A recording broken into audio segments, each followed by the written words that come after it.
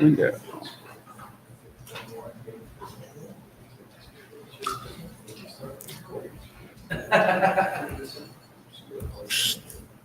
All right, so. Update once. Yeah. Correct. Yeah, but it's. It was PDF. Yeah, that's close enough. You can see all the content on it. PDF. Yeah. There's no way you can test it. Yeah. So, shall we? Yes, let's boot it up. Good afternoon. Oh, it works. Yes. This is Pass-Aware Networking Proposed Research Group. Please check that you're in the right room. There is a captive portal next door. I almost ended up there. But this is much bigger and nicer room. So, before we start, thanks for Chris who volunteered to be a minutes taker, but we still need a JavaScript.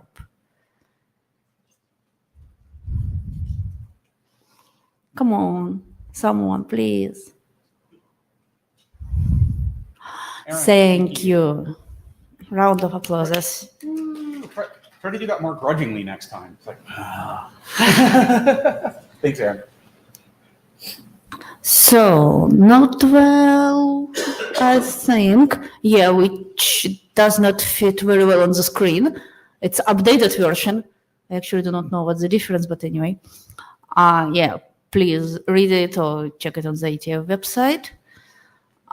We have an agenda. Yeah, it's actually up-to-date agenda. Great. Quite busy agenda, actually. And we have two documents on which we'll be discussing today. It's kind of twice more than we had last time. Such a big progress. And okay, so, and now I think we can start with the first presentation. Dan, are you in the room? No. We've lost presenter already. Shall we probably move to another one and then? We got a couple of minutes. Okay, we can. Actually, no. Go ahead and call up the satellite guy. John Border, are you in the room as well? Yes, please. Oh, cool. So just come up to the mic and give the real quick version of your hard RSC talk. Okay. So basically, we're trying to get going discussion on the idea of encrypted protocols like QUIC running over satellite, where you can't do things like PEP anymore to accelerate the things. So you need solutions that can give you the high performance required in a path that has non-trivial latency, like a geosynchronous satellite. We're getting ready to stand up a mailing list to get the discussion going. One of the ideas out there for helping solve this problem is to be aware that it's a satellite path, which is why it's potentially relevant to this group. And so that's why we wanted to bring it up here. And so look for the mailing list. Actually, hopefully, if I get on the ball tonight, maybe. Okay, cool. Could you send that over to our list? Yes. PANRG@IETF.org. Okay. Cool. Thanks. So then, okay, are you in the room? Okay, so I think we can just, let's shuffle. Teresa, please.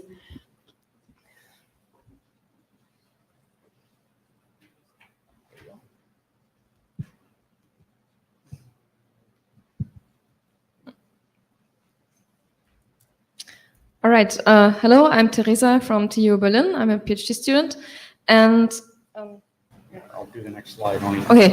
And so my research is focused on the scenario when we are at an end device and have multiple paths available, for example, over Wi-Fi or over cellular. And usually devices just use Wi-Fi as a default. Thanks. But actually, Wi-Fi is not always the best option. This has already been shown in several studies. So which of the available paths do we actually pick from the end device?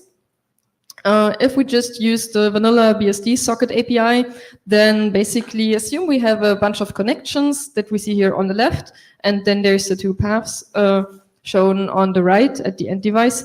The socket API cannot distinguish between different kinds of connection. I'm going to come to what exactly that means in a minute.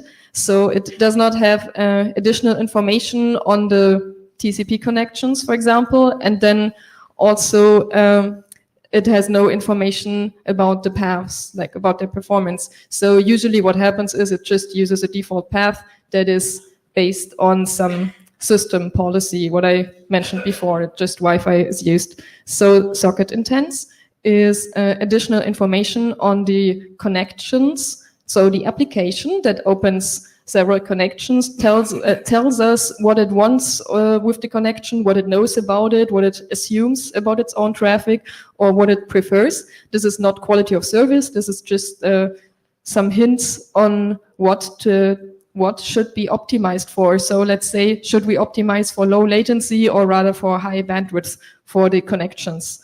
So we have a draft geared towards the TAPS working group, if you're interested in the details. So socket intents can, for example, be the category of traffic. So is this going to be just a query? Is this going to be a bulk transfer or a stream?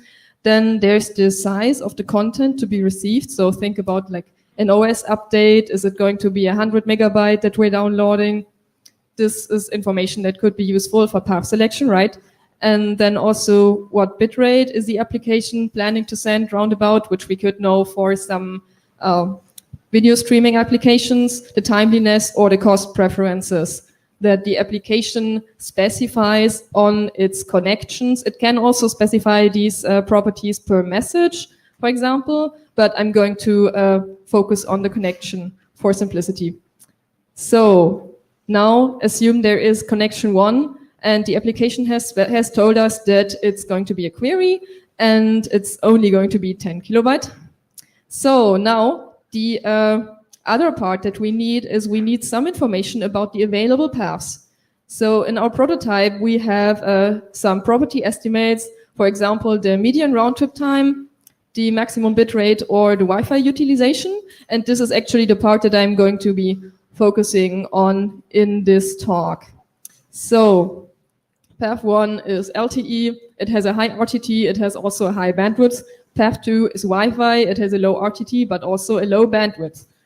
And now our path selection policy in the socket intents prototype can, for example, just be, okay, we're focusing on good performance for the user. And so we want to use the path with the shorter completion time for this query.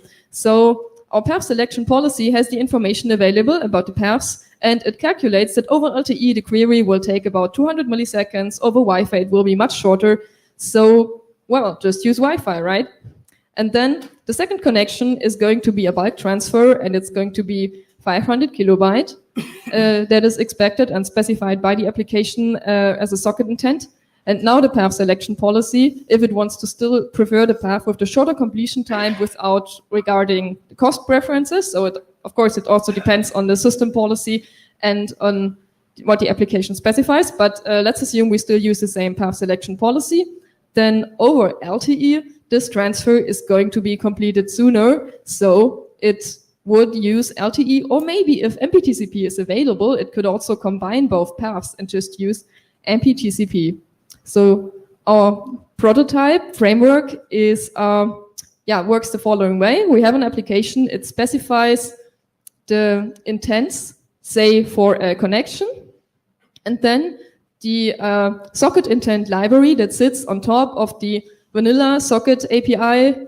It asks the multi-access manager, which is a standalone application, a daemon that runs and loads the policy as a module. It asks which path should be used for this new connection. And now the multi-access manager makes its decision. It has information available on the paths, and it gets the socket intents from that were originally specified by the application. And now it says, okay, for this particular communication, please use path 1 and use local address A. And now in the socket intents library, we can bind the new connection to address A and then connect. And so now we are using the path that has been specified by the multi-access manager. For details, you can see our draft. So we have multiple drafts, but the draft I link on this slide is the one that actually talks more about the framework and about the implementation. Also, we have code on GitHub. So for PANRG, I wanted to focus on how do we actually gather the information on the path. And so paths in our multi-access manager are represented just as the local prefix that is configured, or it can also be represented as the interface. So we have kind of data structures there, and we gather which prefixes are currently configured on path 1 and path 2. So say we have one IPv6 and one IPv4 prefix on each path. We focus on prefixes because with IPv6 privacy extensions, our actual address might change over time, but then we still have the information for the same prefix available, even if our address changes. And so, the multi-access manager is a daemon. It runs and it collects information on the current traffic and also keeps some state on the past traffic that it has observed. And so in my earlier example, I simplified it as a path RTT of 100 milliseconds and 10 milliseconds, but actually per prefix, the RTT might be different.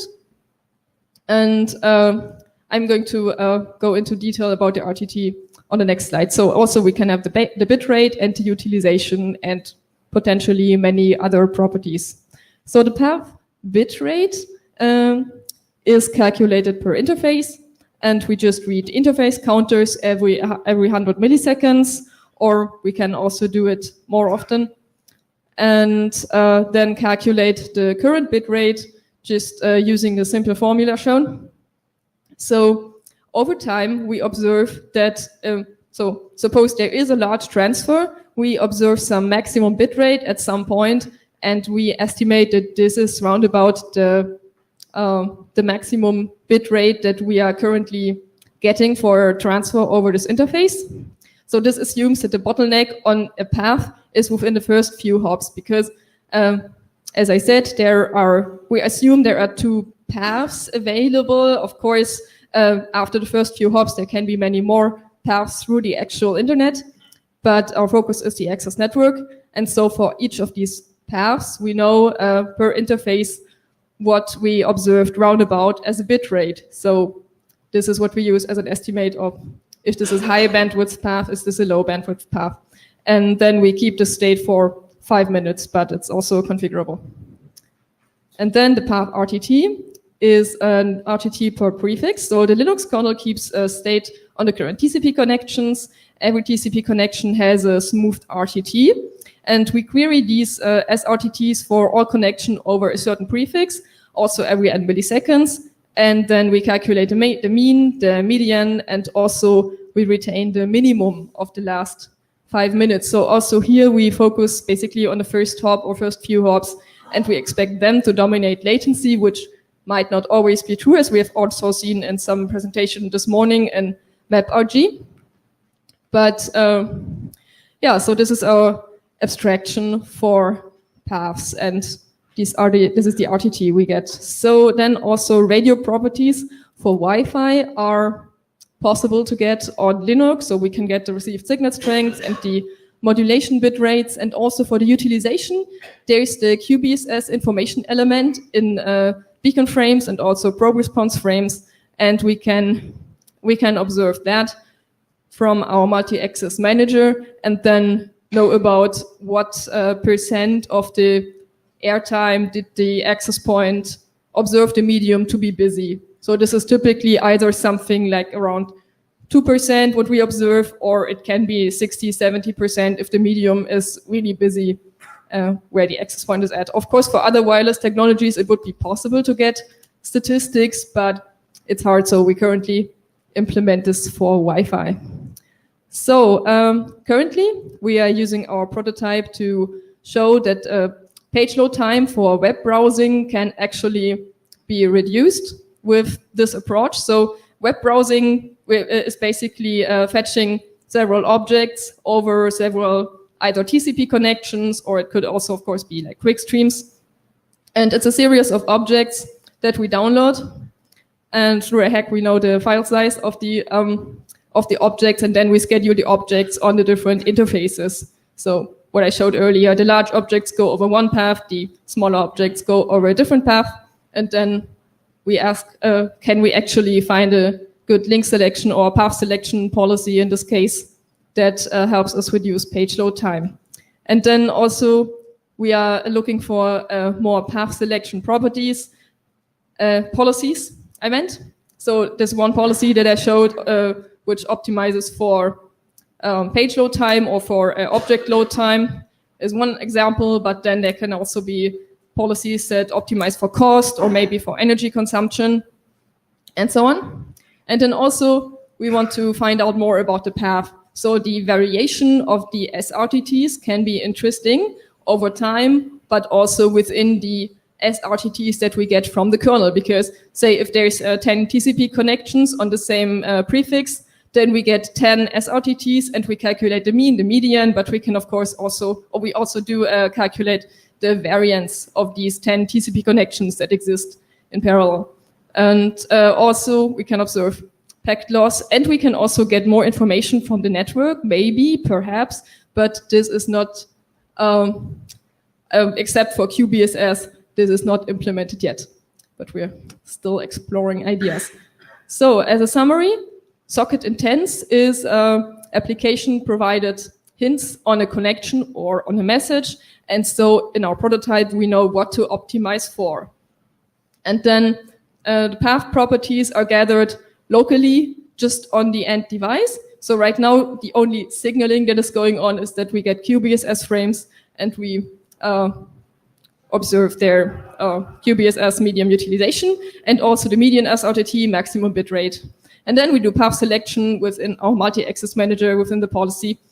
And as I said, if you're interested in the details, you can look at our draft or our code. And now I'm looking forward to questions or comments.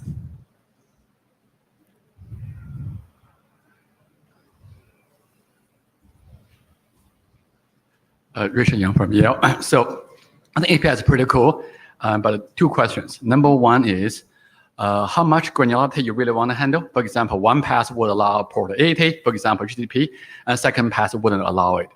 Would that be considered as an issue, or you don't care about this? One path allows what exactly? For example, oftentimes, suppose you deploy SDN, software-defined networking, and on one path you would allow port 80, second path you wouldn't allow port 80, for example.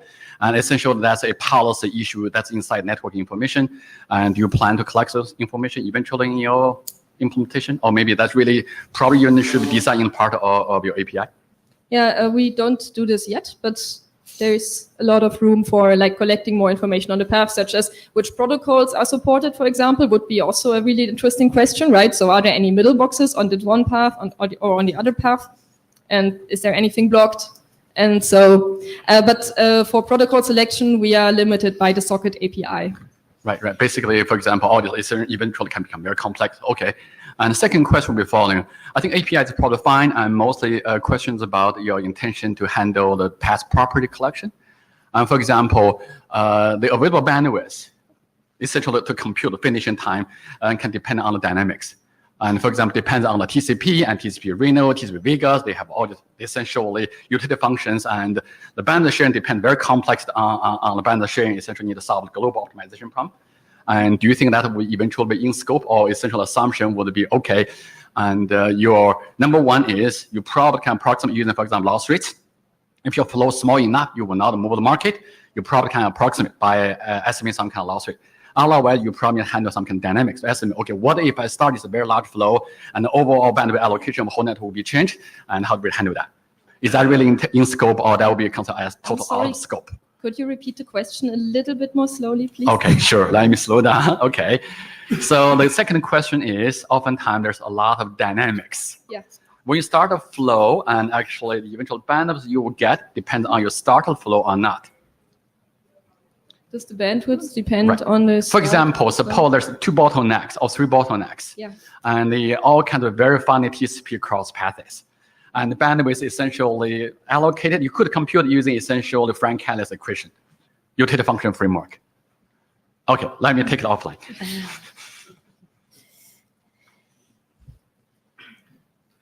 Lee Howard, thank you. This is really interesting, good work. Question. So I loved when you were showing the round trip times based on prefix. And of course, I always love seeing examples in IPv6 as well as IPv4, because of course they're different prefixes, and we know there are different latencies on those paths. How does this interact with happy eyeballs? Well, it would be really cool to use happy eyeballs in our prototype, which we don't use yet. But I think it would be like, right now we just choose one of the prefixes and then we just open our connection. So you're doing this is an obvious You're doing your own socket next step. setup rather than whatever's in the OS. Cool, good future work.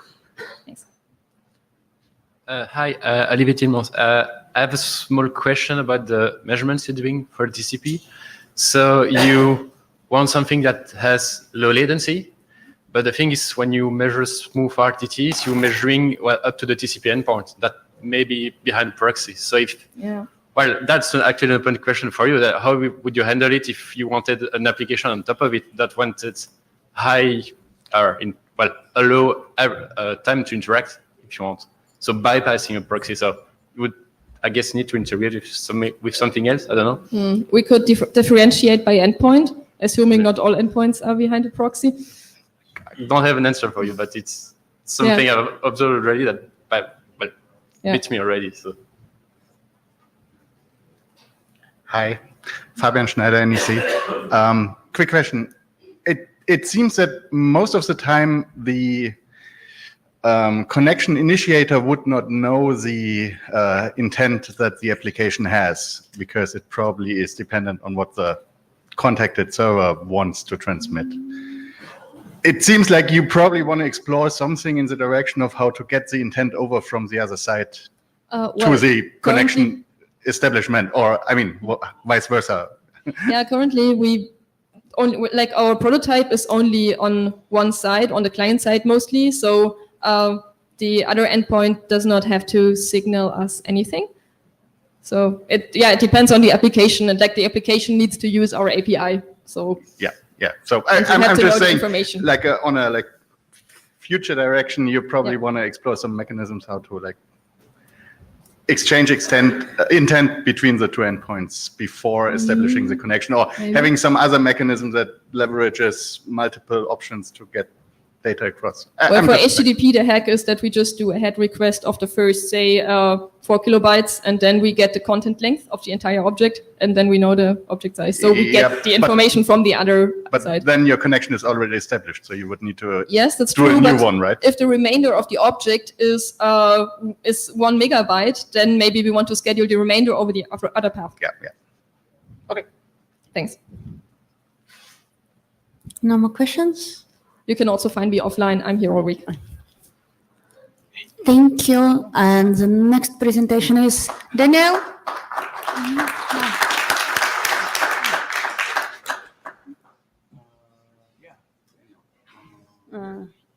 This one.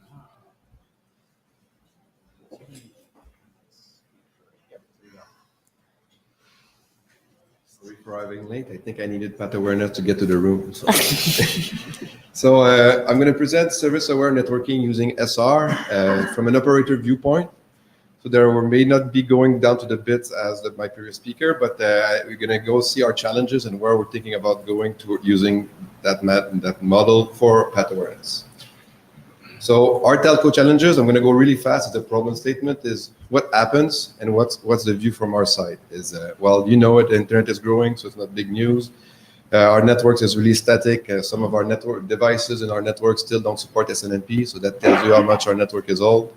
We have long migration cycles, so that's a big known fact from every telco. We have hardware becoming obsolete quicker, so there was a big TCAM issue in 2014 that affected a lot of us carriers, and that's the basic approach of, well, the internet is growing. The second thing is our network, we're managing complexity. We added in the past 4 years, at least 3 providers got joined into Bell, so it's getting even bigger as we were. So we're adding different level of networks. We have as a network no end-to-end traffic engineering view. So since we have pockets of networks connecting them together, doesn't mean we have an end-to-end view. And then we don't have any end-to-end OEM for troubleshooting. So that becomes it really becomes an operational challenge and reduce the adds to the complexity of being able to offer services quicker. So our first response was, well, like almost every telco, is let's do network virtualization and transform. So that's an easy way to do, but transform our network to integrate the core with our network, our DCs, to leverage virtualization, include leverage our existing MPLS data plane because we're actually good at MPLS inside Bell. So move towards a vision of pure IPv6 or SRv6 as it progresses, and simplify the control plane, so flatten our network so that we use MPLS everywhere, and a single flat topology so we don't have multiple versions of encapsulation. So for us, the DC looks like a common IP fabric, part of our MPLS network. It's also solved a lot of issues we have integrating services in line from our core network, because since we're in the same forwarding plane, that it reduces some issues. The basic of that transformation, that first phase of transformation, was presented at NPLS World Congress a while ago. The round 2, well, you're an old telco, converting data centers of 70 years old plus into a big new CODC with it's not that easy to do. We're stuck with problems with power cooling. We have the trouble of, if you try to do and transform that into a CO into a DC, all the cost of changing that without necessarily revenue generation is kind of a challenge. Removing old boxes to get enough power, it's still like removing a DMS for us takes about a year. We have 192. So if you think about that, it might take a long time before we're able to convert all of that. Plus virtualizing, well, it seems easy, but it's not that easy. VNFs are not always playing nice. Everybody will agree with that. Virtualizing core functions into an infrastructure like OpenStack is, again, not that trivial. So those things are happening, and it takes a slow, painful time. And by the main reason is, by the time we finally get it right, the industry will have evolved and we have been completely obsoleted as a telco as well. So we need to move faster. Hence, we need a bigger boat. So the trick is pushing it forward even further. So if we make our network look like a big network policy, or pushing segment routing even further so that the network is really flattened as much as we can. So let's push it even more as we can, push SR to the host and VNS and all those things. So make a leapfrog approach to this.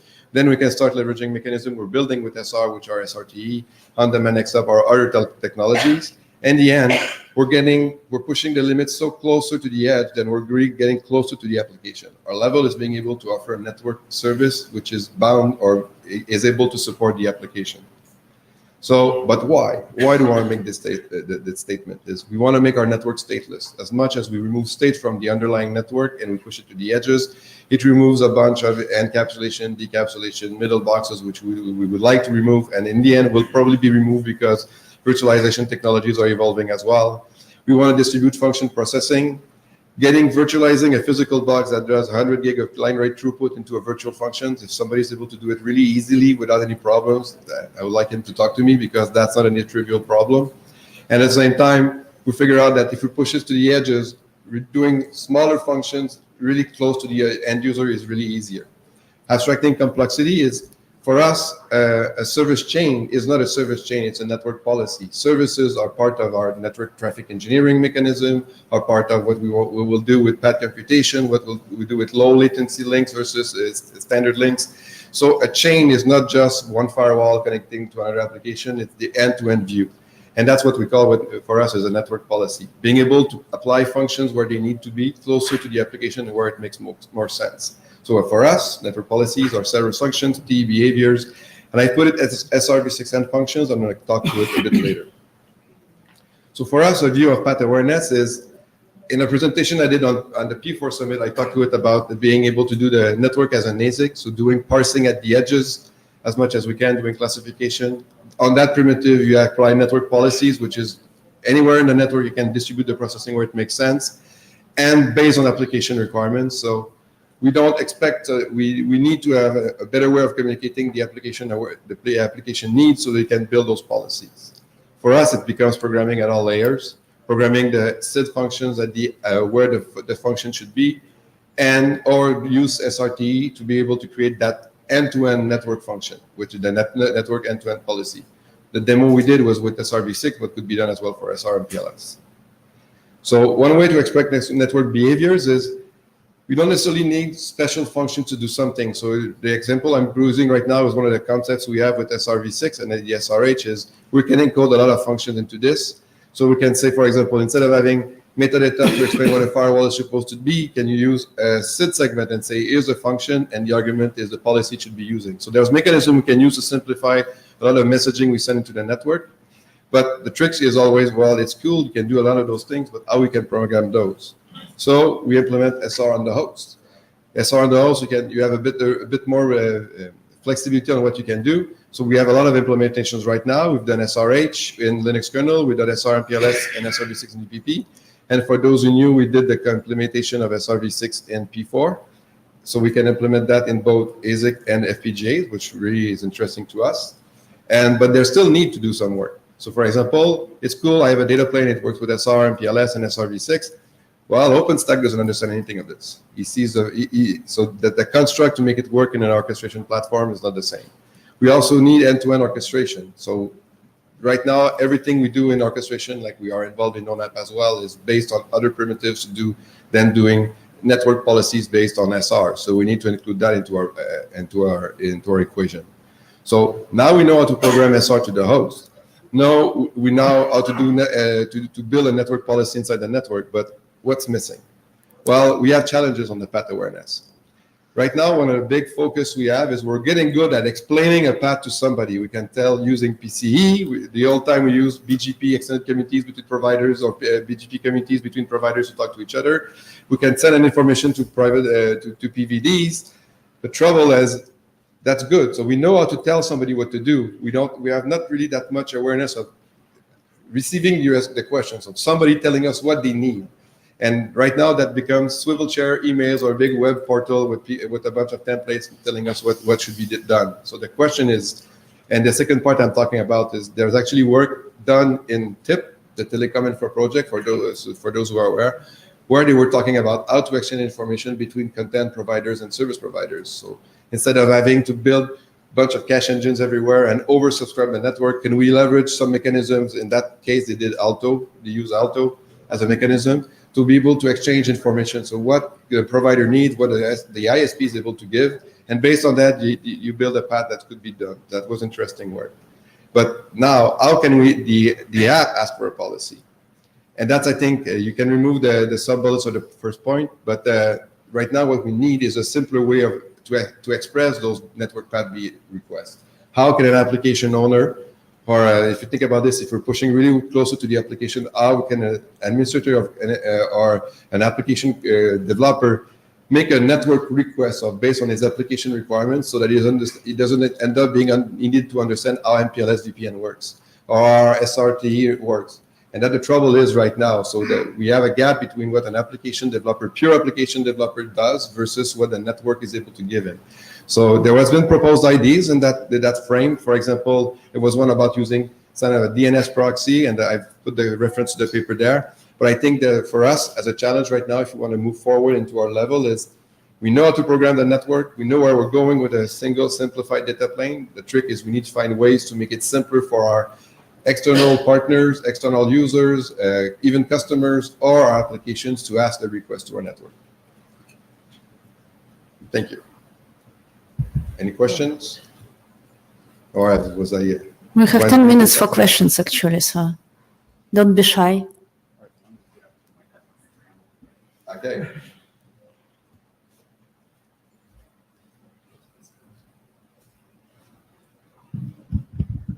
Hi, Brian Trammell. Yes. For these purposes, not the chair of PANRG. Can you go back Yeah, well, no, not that far. So the data plane is pretty clear, right? Like, so this is all essentially done work. It's standardized to the point that you can buy boxes that do it. Yes. And the big question that I had, and sort of what, I was hoping you're going to come here and tell us how to do, was exactly sort of like the replacement for the control plane in SR routed networks and subnetworks, right? Like, so this is exactly what you're saying is what we need. Well, the control plane has a lot of mechanisms. Right. So you can do it, implementing to me. Sorry, that's a terminology question, right? So sorry, so when I say control plane, I mean something different. So I will use different words. A way to specify. So in the questions document for PANRG, we refer to this as how do you get the path properties down to the edge? Yes. Right. So giving path to the properties down to the edge for us, if SR, we're able to do SR data plane to the closest to the edge as we can. Right. Giving a path property there is quite easy. My challenge, we can do it different ways. We can do it with management plane, NetCom, gRPC signaling. We can do it with BGP. There's other ways. My trouble is, how can I know what the application wants or the customer wants to create that policy? Right now, we'll pre-assume, or there will be exchanges with emails, discussions about things, engineers in a room deciding on drawing on a board. Where I think we need to evolve is, how can that be? We're trying to automate everything. So how can I automate the other way around? I can program a path if I have a unified data plane. But my trouble is I want the other way around. How can somebody talk to me in a way that is not Chinese? Sorry, there's Chinese people in there, but in the room, but it's not Chinese to everybody. So that's the trouble, because if you talk really going to application awareness, if you take network to network, that's a different approach. Right. If you think about application awareness, the app owner is really different. Right here, come on up. You know you want to. Okay, so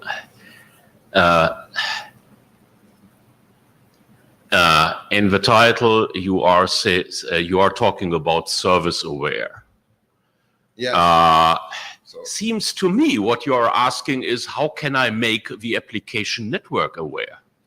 Yes, in some ways, to me, to be service aware is I can be a service aware network policy, but then doesn't mean that my network policy is applied to the application what it needs. So I can build a bunch of services. Nobody wants them because I don't know what they want. So I want the other way around. So I need both ways. And right now it's one-way signaling. So there's a HuffNet meetings, papers, emails to decide I want this, and then now we'll automate this to you. Right. So I'd like to have the other way around. Yeah, and so the big sort of science fiction vision that we have here is, now all of this works, let's do it interdomain. And that won't, that doesn't scale within your organization. It certainly isn't going to scale outside of it. Work in my domain as me, and if I've done it and I'm able to answer my customer's response, then I can talk to somebody else and my buddy on the other side. And hey, now how can I exchange that information? So you need a faster swivel chair. Yes. Okay. Yeah. Well, you think about this. Yeah. The challenge in the end, at the beginning is not necessarily doing it's really able to go faster and agile and developing new services so that we don't end up still trying to fix something that by the time we fix it will be gone. And for us, the challenge is this. Yeah. Cool. Thanks. No more questions? Okay. Thank you, Daniel. Pleasure.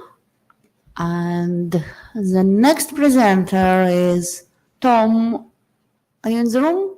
We have 30 minutes for the fast presentation.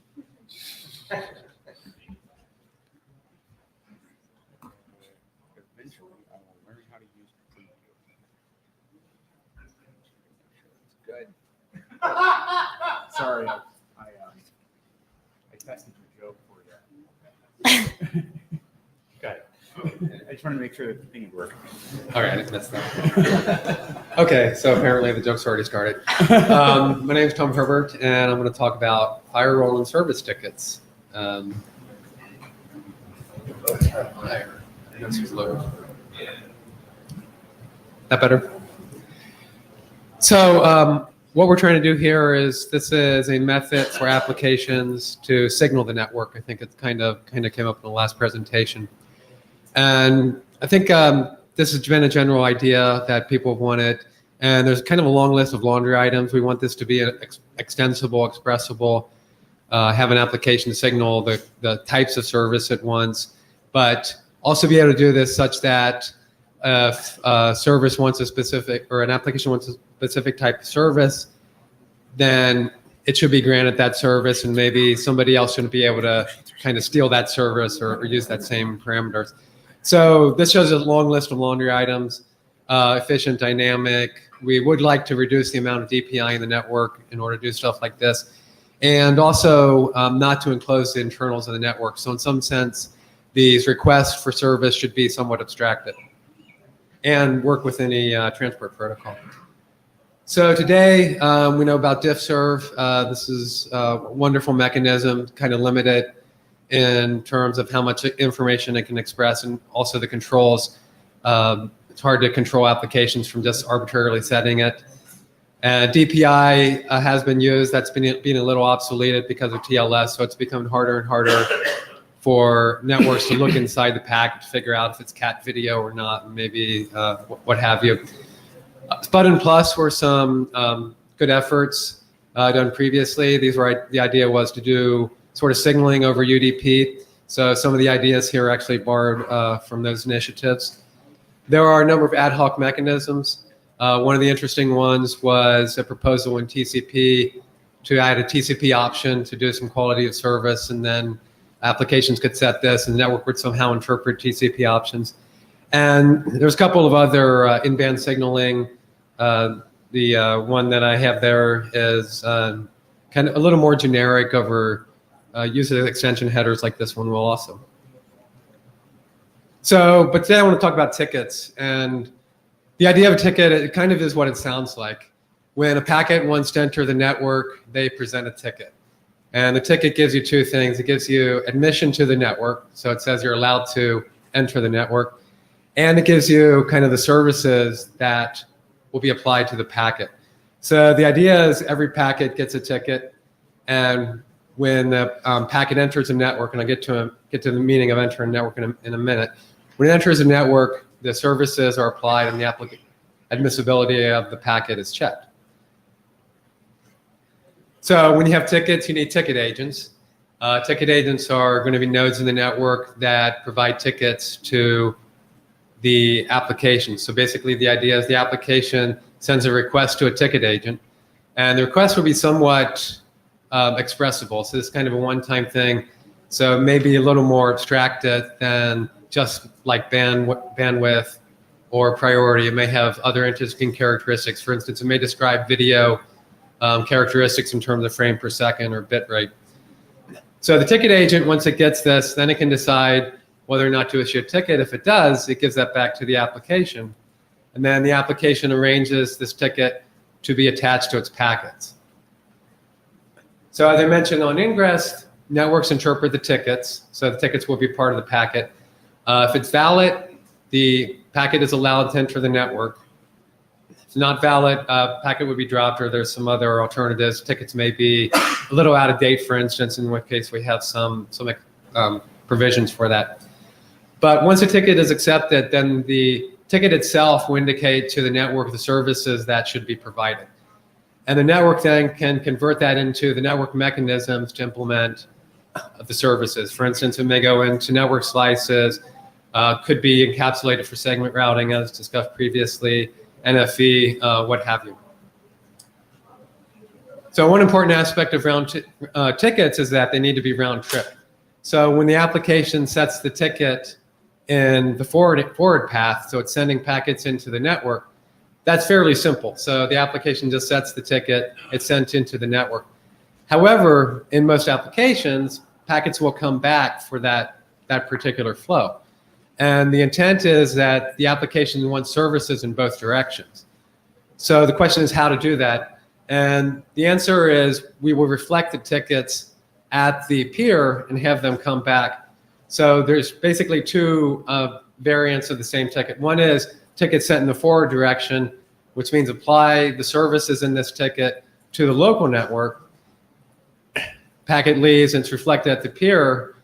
And when the packet re-enters the network, say from the internet, that reflected ticket is then again applied into that local network, saying the services coming back down to the application. So tickets, like any other tickets, they need to be secure, so they're non-transferable. So if a network issues a ticket for a particular flow, for instance, that an application wants, only that flow should be able to use that ticket. So there will be some security and signing of tickets for individual flows, for instance. They have an expiration time. So I should mention that tickets are essentially stateless. So when the network is presented with a ticket, it validates the ticket kind of as a standalone thing. It does not necessarily create state a priori to process the tickets. And the other important aspect is the tickets are not interpretable by anyone outside the network. So one thing we can consider is that the tickets themselves may contain information that could be exploited. I mean, the very fact that we're saying this is video with a certain rate, that in itself may be sensitive information. And the other reason why we don't want kind of tickets to be interpreted, there's no concept here of having global parameters for the network. So the local network may implement a service parameter that does not necessarily have to have global meaning, but could have meaning to itself. So no concept here of the global ticket system. So this is a picture of what the ticket flow might look like. So on the left, we have the host. First thing the host does, say it's creating a connection, request a ticket. And in that request, as I mentioned, it describes the types of services it wants. Ticket agent replies, and this is a ticket. It's kind of an opaque set of bits that the host will attach into packets. And I'll get to the mechanism for attaching it in a second. So the application then attaches the tickets to its packets for the flow. Each packet contains a ticket. Packets go into the network, and a maybe first hop router then interprets that ticket, reads a ticket, and then puts the packet into whatever network services are required. Then the packet traverses the provider's network, in this case leaves the internet. So once it leaves the internet, the ticket is still attached to the packet. It will actually flow through the internet, through the remote provider network to the remote peer. Now during that part of the path, the ticket is actually not interpreted. So it's just carried with the packet. At the peer host, the ticket is then reflected on packets being sent back. So if this is a request for video, then the actual video stream coming back will have the ticket attached, and that's probably where the parameters are most interesting. So again, the reflected ticket is not interesting to the local provider or the peer host, nor the internet. Once it comes into the local network through another device, that device will again interpret the reflected ticket and assign the service parameters within the local network again in the downstream path. Packet then goes to the host receives it. Host can also look at the reflected ticket to make sure that it actually is valid and one that it had sent in that packet. So that's kind of the complete life cycle of one packet. Here's kind of an example of what a video chat might look like. So the application, in this case a video application, may issue a fast ticket request. In this case, it's a video chat, 30 frames per second, with a minimal delay, 1080p, so maybe high quality interactive video. Fast decides whether or not it can service that and will send back the ticket to the application. And then it kind of goes through the path that I described. So the application attaches the ticket, it goes through the network, the ticket is mapped into services, goes through the internet and reflected and what have you. You have a question? Yeah, can I just ask a clarifying question on the previous slide? What happens if both providers have the same scheme? Can we? So we'll get to that. Okay, That's thanks. a very good question. So actually, that's the next slide. So yes, tickets can be used bidirectionally. And in this sense, it can each use them, however, the uses are independent. So the ticket really applies to the network that they are issued in. So in this model, you can think of the network as kind of a dumbbell. So there's provider network, intranet, provider network. Tickets are applicable in the provider's networks. We're assuming that tickets are not of interest to the core network, that packets are mostly just forwarded. So in this case, each side can do the same thing. They would end up having 2 tickets per packet, One may be the local ticket, which would not be reflected. One would be the reflected ticket. And the way to tell this, so when a packet comes into the network, you do need to determine if the ticket is for you. Then it's a matter of looking at the addresses. If the destination address is local and it's a reflected ticket, that means that that's a ticket for the local network. Likewise, if the source address is local and the ticket is not reflected, that means you're in the source network of the packet that issued the ticket. So some specifics, so tickets, we plan to encode these in IPv6 destination options. Technically speaking, these kind of by definition should be hop-by-hop options, but I think the legacy of hop-by-hop options and kind of some of the requirements, there's a much greater likelihood they'll be dropped and that might be unsolvable. And that's going to draw some controversy, I guess. Yes. Aaron Falk. So what happens if the number of packets flowing in one direction is different from the number flowing in the other direction? What do you do with the excess tickets?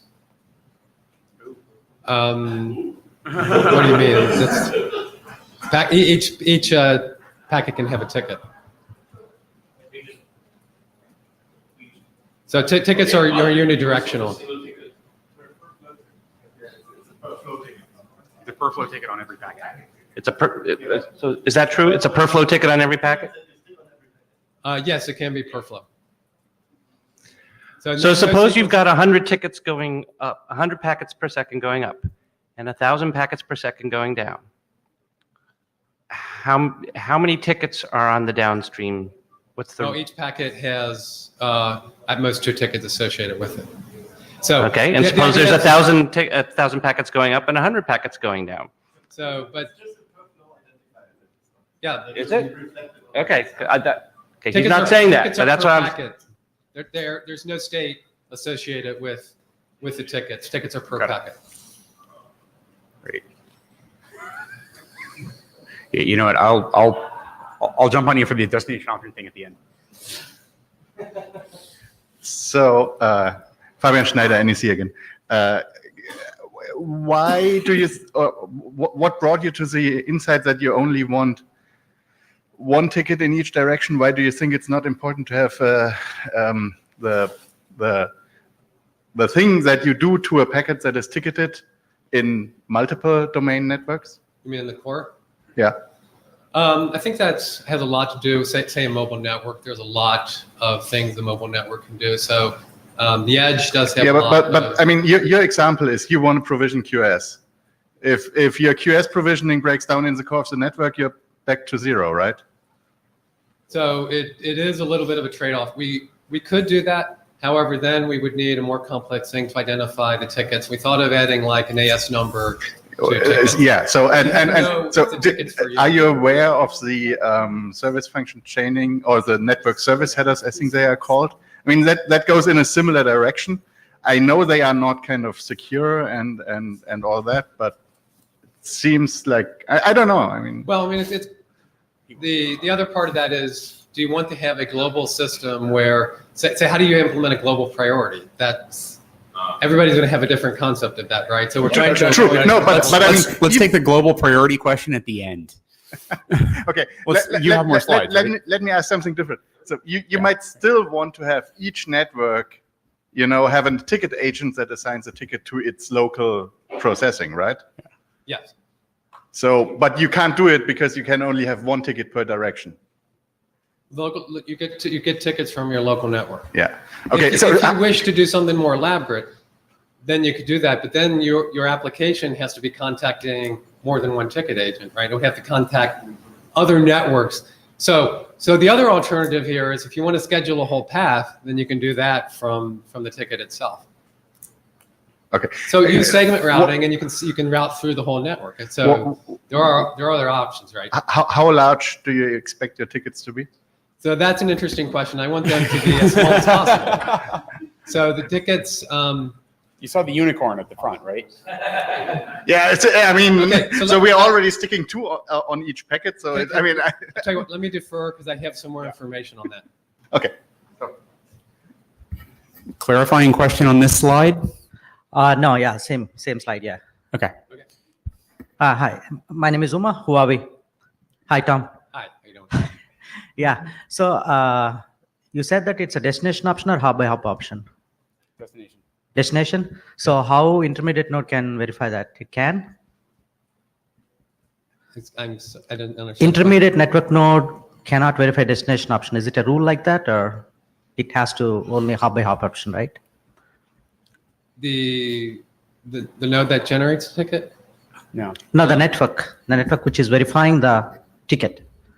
The network verifies, well, so I need to get into that. So there's a level of encryption here that has to happen because the ticket has to be verifiable. Encryption is one part, signed with some addressing information also. So encryption is one part, but putting in the destination option has a problem in the network node. It cannot see the destination option. Because it can't process it by definition? Yes. That's an interesting story. Okay. So like I said, we Second, can that make was it hop by hop options. That was the derail that I illegal. didn't want to start. Hop by hop options are much more likely to be dropped Yeah. on the internet. So let's not get hung up. So that's on the fine. destination options. No, my actual question is, why are you wasting extra space for this option? Why don't you put in your ILA? You have locator and identifier. Your identifier is your ticket. Okay, that's an interesting point. I would say the number of bits we have available is fairly slim there, but yeah, if we could pull it in ILA, that would be great. Okay, so we'll encode ticket and hop by hop or destination options. I guess that's to be done now. They have a specific network encoding. They need some sort of encryption because they're likely, we want to avoid having them be exposed to the outside network. And they do need an expiration time. So again, they aren't stateful, so we're not looking at TCP flow state, for instance, to track tickets. So the option format, this is your typical option-like format. We foresee possibly that some could be modifiable or not modifiable, so that would have to be defined on a ticket basis. The only entities that could modify a ticket, obviously, are the local network that generated it. And there are, like I said, some tickets don't reflect it, some are not reflected. There's also an option to say you can't reflect it. And a ticket might look something like this. So there's an expiration time, verification data. So if we're doing HMAC, we would need some data there. And then the important part is what is the information that indicates the service. And this is where it becomes interesting because we obviously want to keep this as small as possible, but also fairly rich. So different ways you could do that. You could have TLVs if you wanted to, but that'd be kind of expensive. But we could also put this into some sort of index, into some number of common profiles. Could have a number of flags. The question of how big tickets are, I would hope that we can get these down to about 16 bytes, maybe less. That would kind of be my goals. So there is an obviously pretty rich control plane here. The applications speak to a ticket agent. This is most likely through some sort of library arranged by the OS. And the ticket requests at least contain the source and destination of the communication, possibly the ports. And then, as I said, it has some level of desired services. And this is expressed in some fairly rich format, REST, XML, what have you. Tickets reply should be pretty simple. It needs to be the expiration time so that the application knows when to stop using the ticket. And then the actual ticket itself. And that ticket itself, then the application takes and arranges to have attached inside the option. For TCP, that's actually a pretty simple thing. It's just a simple socket call saying, here's a destination option or hop by hop option. Please add this to all the packets. I should mention that the idea of tickets is once you use it, you can keep using it. There's no limitation on the number of times you can use a ticket, but it is limited by the expiration time. And also, when it's reflected, it has kind of that same properties. Whatever the last ticket is you receive from the flow, that's the ticket that can be reflected. So the peer doesn't need to track expiration times either. It just kind of opaquely reflects the ticket, and that's going to actually simplify the application on the peer. I'll get that in a minute. So here's kind of the components of this. So the application down at the bottom here, talks to the network, service mapper and firewall, and the ticket agent, and the local provider network, and then there's also another mapper and firewall at the top of the provider network. So implementation-wise, there is some work to be done. So the OS, we need to enable setting of tickets for applications. This is mostly done in sockets APIs, so it's not too much of an issue. There may be some priority or permissions things that we need to kind of allow. But we do need the library that allows applications to talk to the ticket manager. Applications themselves presumably would use this library, and the API would also allow it to be easy to attach the tickets. Server reflection, if we do that on TCP, it's actually pretty simple because we can do this completely within the stack. The peer application doesn't even have to know that it's reflecting tickets, so that's kind of nice. Connectionless protocols like quick servers would actually use the API to reflect tickets. Network support, so tickets can be standalone, the network processes. One thing that's probably pretty clear is if we're doing encryption, we can't decrypt on every ticket, so we could establish a cache. So the first time a ticket comes in, establish a cache entry, then subsequent uses of that ticket can easily be validated through the cache, so it should be more amenable to an MPU kind of implementation. And then the network and the firewall service mappers need to be modified. So one of the things that will probably come up very quickly, since we're using extension headers, and since we know those are unreliable on the internet, what does this mean for this proposal? So there are some different types of drops. We may see destination reachable on the forward path and we're getting replies, but the ticket's not being reflected. That may mean that reflection is not enabled. So that's half the path might be working. And we can actually kind of maybe create soft states, at least on the forward path. For the reverse path, you would create, maybe hopefully use that soft state if you get a symmetric path. If packets are dropped in both directions, that's a little less pleasant. Obviously, we can't have communication stop, so in this case, we need to back off from using extension headers.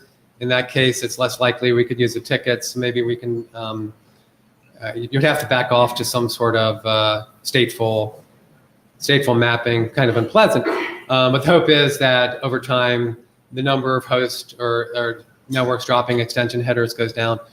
Also, I think it's obvious that if your local network is supporting tickets, then presumably they're supporting extension headers. And at least your local network shouldn't be dropping them. And neither should be the peer. If the peer is actually doing reflection, hopefully the peer's network isn't dropping them either. So that's all I have. Looks like there's no questions. So. Oh, there is a question. Hi, Alan Chalik. I had a question about, is there any way that you imagine either having the network attach something to say that actually I obeyed the ticket or followed the policy that the ticket implies, or conversely some way for the ticket agent to come back later and say, hey, by the way, there's been a change in the network. Actually, that ticket's no longer valid, to expire it early. So that's an interesting idea. We haven't really specified a lot of the characteristics of tickets in terms of, does a ticket actually guarantee you something, or is it best effort? And I think that for the mechanism, what I think the implication there is it's probably true that you could do that. In that case, it makes the API to the application a little more interesting, possibly, because now you have to actually receive messages, asynchronous messages. But I don't see any reason why you couldn't do that. Also brings up the question, how dynamic would this process be? If the network's constantly changing or the application is changing, do you want to be able to change tickets every 5 seconds? I mean, it's all possible. And obviously, the more interaction you have with the network, trying to fine tune this, the more control protocol and things like that. So there are going to be trade-offs. I mean, you mentioned, for example, firewall is one of the things you might want to control with a ticket. And in that case, people might actually want to have some indication that it really had been done. So what would the indication be from the firewall? So the ticket should establish your admission through the firewall, how would it change? Well, for example, supposing you were requesting something from a site that you thought might be dodgy and sending you dangerous things back, and you wanted to make sure that a firewall actually checked it before it received your. I know it's a layer violation, right? But there could be cases where you actually are saying, I really want the network to perform this function because I'm relying on it. Yeah, I think that would come out in the services in a sense, right? What the services could have a very broad meaning in this context. Okay, yeah, Richard Young. And a very quick clarification question. So looking at your servers or router state, essentially, I guess that your index or profile index is only the services, not, for example, matching condition. I was imagining would be like a matching condition of the packet and the type of service. Basically means somehow for the server or for the router state, you don't keep track of matching conditions. So if you don't, what do you prevent from other people overheard about the ticket and reuse? Essentially, how to prevent, for example, binding between the packets and the ticket. Someone else overheard about the ticket and can also use it. But if you do a binding between the matching and the ticket and the services, then why do we even need the ticket? Just because the server now can already do classification using open flows, and then why do we even have tickets then? Well, because that would be stateful. So, for instance, if I wanted to attach a ticket to a particular for tuple because it's a particular connection, right, then the ticket itself could indicate the for tuple to match it against. So in some sense, the ticket becomes signed based on the for tuple. So the thing I'm trying to avoid here is to create a whole bunch of state in the network for every flow. And this is really one of the things we're trying to avoid. So in a stateful firewall, you have to track TCP, and that gets us down into a whole bunch of DPI issues. So one of the prospects of tickets is trying to avoid stateful tracking inside the network. So basically, now, that's different. We do some soft state tracking. That sure, might make sense. Sure. So basically, the one we understand is you are making the matching part of the ticket, and the central packet state to carry the matching, and service qualities will be carried in the router. Is that really right? One way to understand it? Well, think of it this way. So if we want to say this ticket's only valid for this for tuple, sure, then we just take a hash of that for tuple. And whenever the packet comes in, we hash over the addresses and ports. If it matches, then we know the ticket's valid after some sort of decryption. So again, all of that could be encoded fairly simple in a map or in a cache, so we don't have to go through the full check process each time. Sure. So just real quick, hold on, could you state your name again for the note taker? Oh, Richard. Yeah. Yeah. Thank you. Rüdiger Volk, Deutsche Telekom. First, a note, I would not be optimistic about getting support for long header chains anyway, for any reason. Okay. Then I wonder, it looks to me, I'm an interdomain routing guy. Looks to me like you are essentially taking care of stuff that happens in the originator's domain. As you stated, when it crosses the domain boundary to the next provider up, kind of things are just passed transparently and cannot be interpreted. So kind of a clear statement of what kind of service can be controlled this way, I think would be in place. For going interdomain, have you really thought about that? No, but just one hint. You actually made a remark where you were saying, yes, the application would have to negotiate with the upstream providers. That's not realistic. If you actually think about it, you would have to come up with a proposal how the providers have their agents negotiate the tickets. Right. So actually, that does bring up a good principle here. My preference is the only entity the application talks to is the local network. because in some sense, that's the only entity it trusts, and only because it has to trust. And what I really want is, I don't want any information about the path other than I know that that network is in the path. That's really the only thing the application should have to know. So the fact that this packet is traversing some other providers, from the application's point of view, since that's not local, that should not be relevant. So in that case, yes, you're correct. If there is to be more negotiation of this path, then that would have to be something that's initiated by the provider to the next network, to the next network. But I guess that makes the difference very noticeable. This is only because of the application talking to the network. Now, if this is the case that the provider is able to do that, then the ticket that's attached, maybe the ticket is known to outside providers, but the application doesn't know that. The application, all it sees is a ticket, just an opaque stream of bits, has no idea what that means to it. The network can actually assign more semantics to it if it wished. I think that's going to get into some complexities, but if you wanted to do this kind of inter-domain ticketing, then yeah, I don't want the application to have to negotiate with 5 domains just to get its packet sent. That would be kind of crazy. Hi there, Daniel Kahn-Gilmore, ACLU. So I'm trying to understand the implications of this type of scheme in a scenario where the network may be adversarial to the user's interests.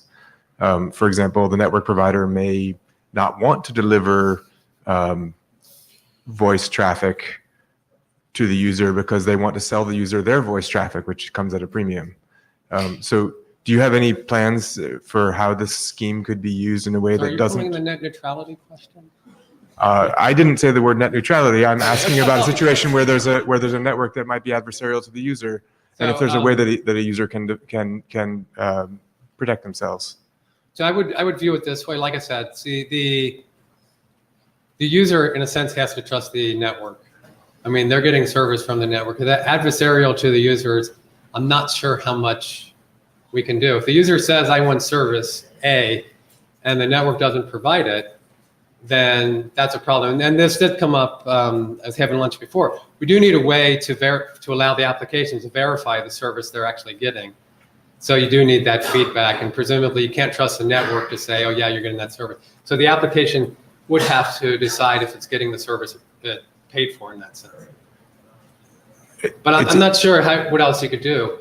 So yes, this could be misused by a network that's adversarial to its users, no doubt. I'm not sure that's a good starting point for architecture. Does that make sense? Or? I think I agree with you. Oh, good. I'm not sure that we come to the same conclusions about what to do about it, but I think I agree with you. Frank Brockners. So 2 questions. First thing, can you envision a mode where you have a ticket per packet and the ticket is individual per packet? What per packet? An individual ticket per packet. So the individual ticket is individual and unique per packet, so that I can actually identify the packet in a unique way by the ticket. So you want to attach an individual serial number to each An ticket? individual serial number that is secure, because then you're kind of evolving along the path of what we're trying to solve with proof of transit. So then because this sounds a little bit like proof of transit on steroids. You need to take an HMAC over part of the packet. Correct. Yeah. And secure that. What that would mean that you got to go and assign every single packet a ticket. So there is one thing I didn't mention. It would be nice if the application didn't have to request every individual ticket. Say the application is creating thousands of flows or aggregating millions of flows. It could become kind of costly if every time you needed a new ticket, you had to ask the network agent. Also, the tickets may expire at a higher rate. So one of the things we are considering is there a way to allow the application the power to generate some number of tickets kind of autonomously? So these tickets would still have the same properties, and the network would know that the application generated these tickets. But the application within some small space could generate a block of tickets. And we see the same thing in ILA if you were at that conversation yesterday with hidden aggregation.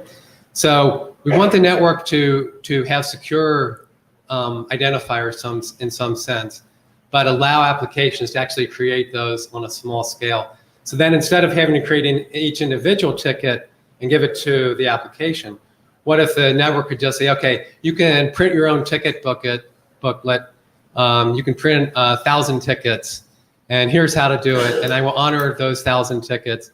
But beyond that, I can't do that. If somebody else tries to spoof you, I will detect that. That's what we would really want in that case. So per packet ticket could be done that way. But I don't think it's reasonable that you could request a ticket for every packet from a network agent. That would obviously kill the network. So second question is, have you looked at other encapsulations other than V6 and using destination options? What about V4? What about MPLS? What about? I think those could be kind of leveraged. Yeah.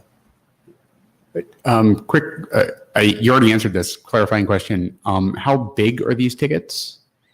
So my goal is 16 bytes. Okay. Because there's a lot of places you can stick 16 bytes. Anyway.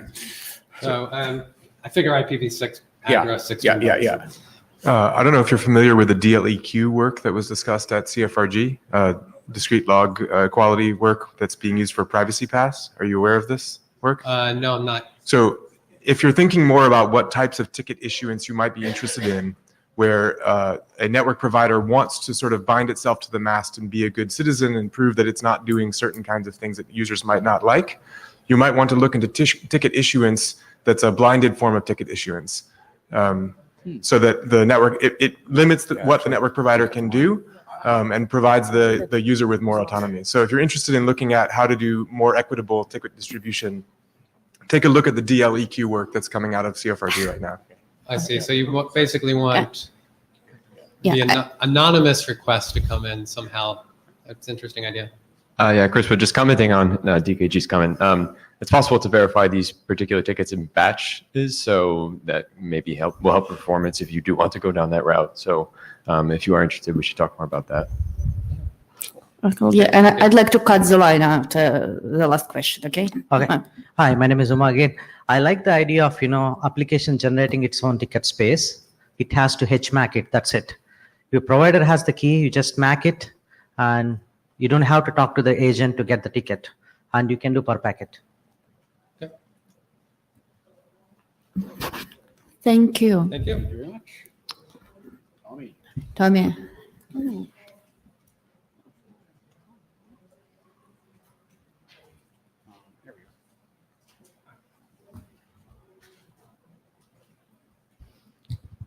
Hello, everyone.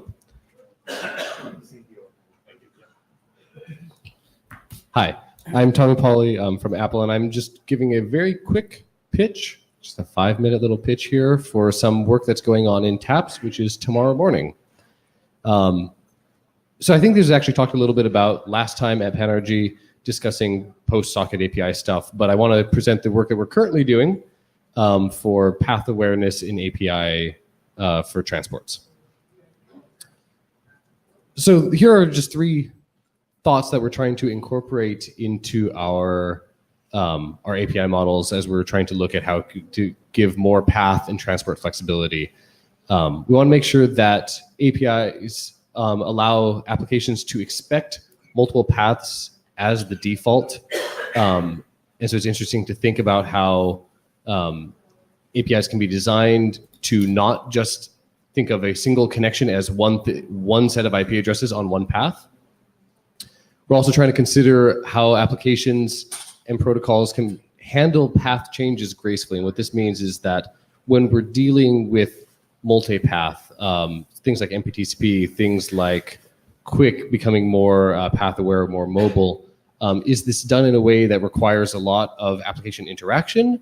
Or is it done in a way that can be done seamlessly, that can be done in without much interaction or disruption to the actual service itself? And another thing that's important to note is that we don't want our APIs to constrain future multipath or path-aware protocols. As we're developing new ideas here, how can we make sure that the APIs that we're designing don't end up limiting ourselves in some of the ways that sockets APIs have limited our ability to cleanly do multipath today. So these are questions that we're all trying to consider. If you have thoughts on these, please come tomorrow and try to incorporate them and give us feedback on the way we're going. So specifically, we actually have 3 new drafts in the TAPS working group. Please do read them. There's one top level one, which is a architecture draft talking about, what's our general approach? What are we trying to abstract away here to make it more flexible around paths, to make it more flexible around protocols? There's a document that covers the API, what we're describing as the abstract non-language specific API for how we can have applications interact with this model. And then we're also working on a implementation guide document that talks about how you actually translate these concepts and how do you get into the nitty-gritty of taking those concepts and putting them into the protocols, and specifically for path awareness, what does that translate to for MPTCP and others? A couple highlights I want to point to in the architecture and the API. We have the concept of path selection properties. So rather than allowing the app to be involved in every single path change, the application can specify the properties that it wants the system to take on its behalf around path selection. What paths are preferred, which ones are allowed, which ones are prohibited. We believe this is a pretty clean way to allow multipath. There's steps during connection establishment of candidate path gathering and racing. So we look at what are all the different protocols and paths and endpoints I can talk to, and let's actually try multiple of them. And this is how we're trying to get that flexibility during connection establishment. There's also the notion of reading and writing using messages rather than just having byte streams, even when you're going over protocols that may use a byte stream like TCP. Hopefully this can help the underlying levels schedule better if they have notions of which types of data have different levels of priority, different levels of urgency, dependence between each other, such that if we're using multiple paths, we can take advantage of them, of the paths well. And we also have the notion of path properties changing and allowing the application to some degree be able to react to path changes.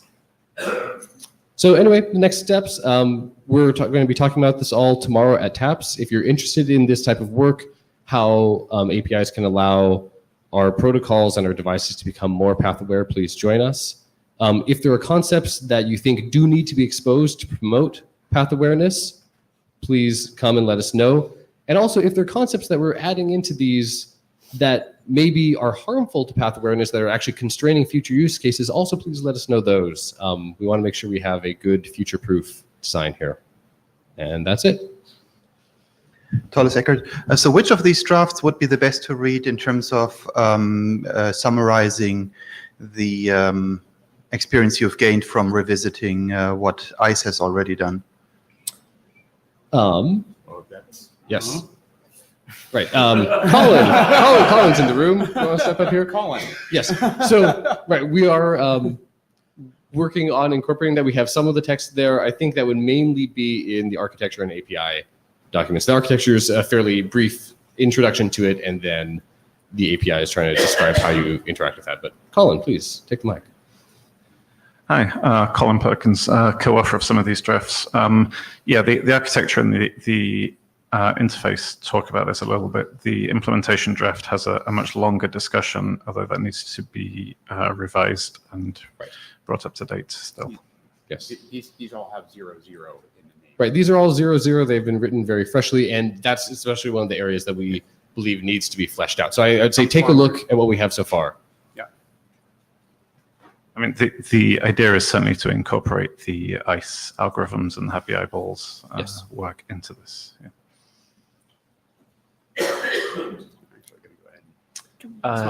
Aaron Falk. So I think it's worth pointing out that this work is compatible with the socket intents work that was discussed earlier today. Yes, that's correct. Spencer? Thank you very much. All right, thank you.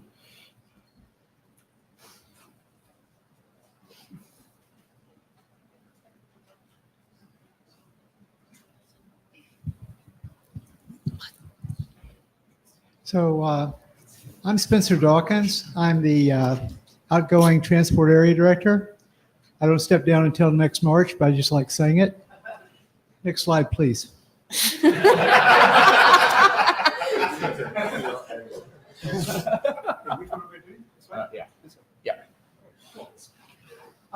So I'm here talking about roads not taken. From the first PANRG meeting we had at IETF 99, Oliver did a great presentation on our experiences. It's called a decade of path awareness. We learned two things from that presentation. We have a lot of experience with path awareness over the last decade, and we have very little experience with getting path awareness deployed. So what we decided in the room there was two things. Again, first, this stuff is mostly research, so proposing research group done. And the second is we need to write down what we've learned, and Spencer finally started doing that. We're going that way? Yes. Yep. Cool. So this was submitted yesterday morning. It's only a start. The thing I want to call attention to on this slide is that this is providing the rules of engagement. We don't need to describe every idea, but we need to learn every lesson. Please contribute subsections from your own experience, and please send GitHub pull requests to do that. URL is there. The requested format for contributions is in section 3 of the draft. Please send comments about stuff that you see in the draft, revisions of the draft to the mailing list. I described my own learning experience, triggers for transport or TRIGTRAN, just to get things started. There is no shame in describing your own learning experience. And I want to be real clear about that. This stuff was research, even if we were trying to engineer it. Other way, yeah. Yep. Oh, sorry. There we go. Cool.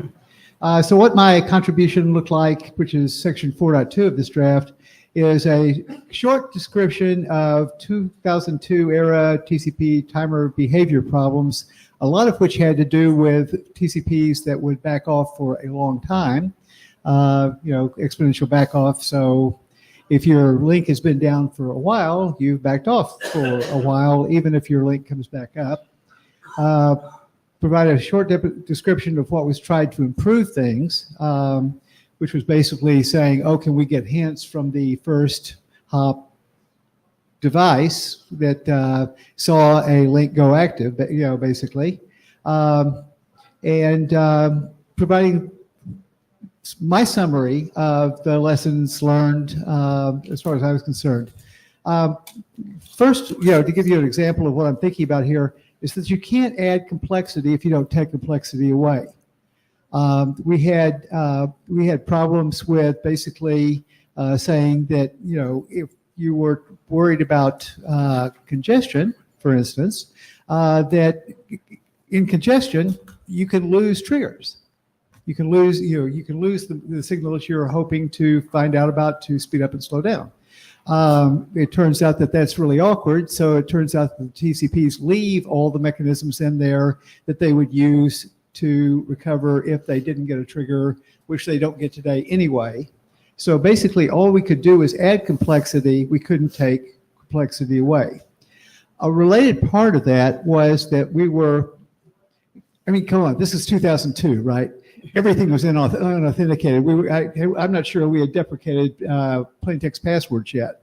So basically saying, I'm making something up a little bit here. There was a previous thing called L2 triggers, and if I'm remembering correctly, and some of you all may know better because I wasn't involved with it, that was more of a I want to be passing triggers up and down the network path because things go up and down in the network too.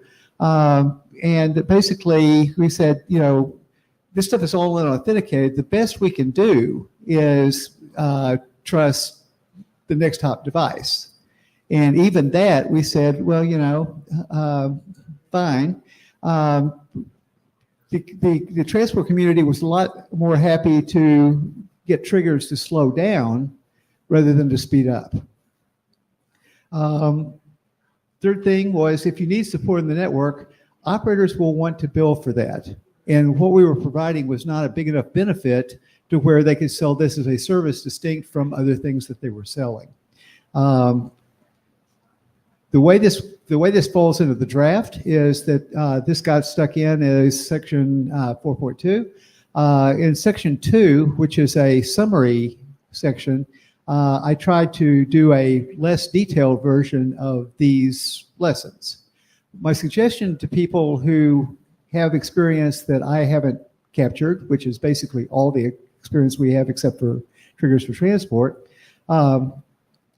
my suggestion is to look through the section 2, and if you learned things that aren't there, please consider contributing a section describing your own learning experience. Based on the conversations that we had at Oliver's presentation at IETF 99, I stuck a thing in there for IntServe. I stuck a thing in there for Shim6.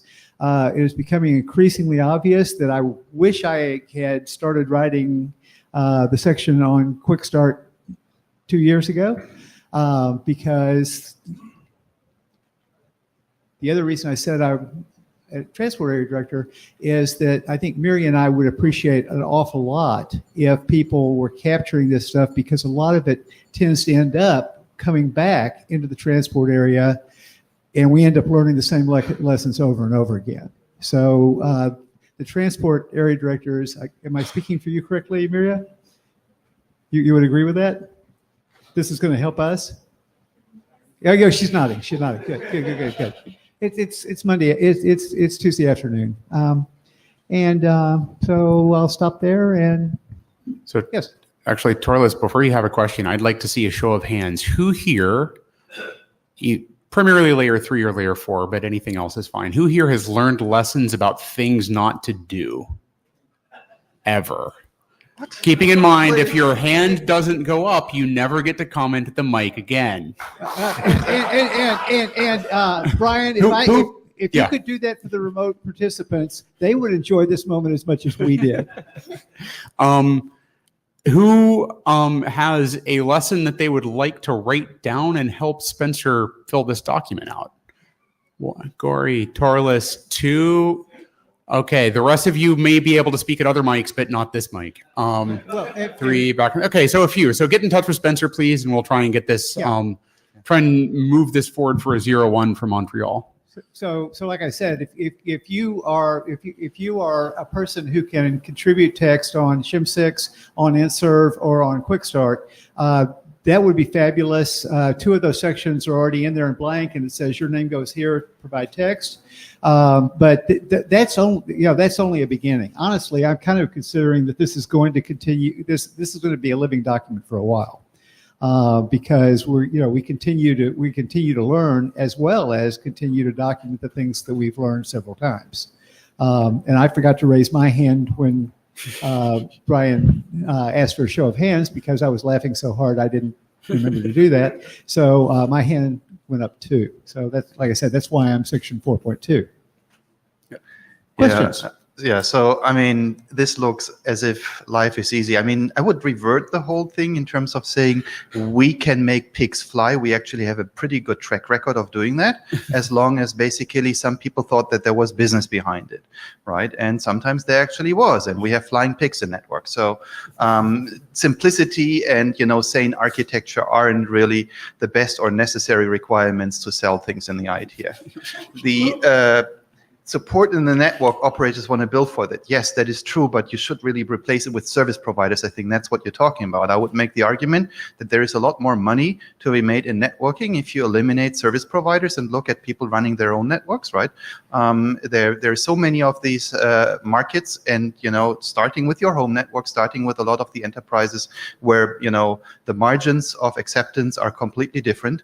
And even when you look at service providers, and I've got my experience with IP multicast, where we still haven't gotten what we wanted to do in 89, which was get multicast to home users, because yes, the business people didn't figure out how to monetize it, whereas it's being used everywhere for IPTV for their internal use.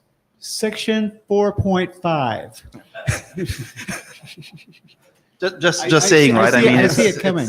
I think I see a lot of. I was just pointing up on that because I see a lot of people in the IETF very narrowly looking at services providers can sell, which is a nice, interesting segment of the market, but it's not the market. I agree with what you're saying, and the thing I would say also is that what you're describing, if it got deployed, it worked. Those are not the people that frighten us. It's the ones that we spent a lot of time doing something. We spent years on Chimp 6, and it wasn't deployed. What can we learn from that?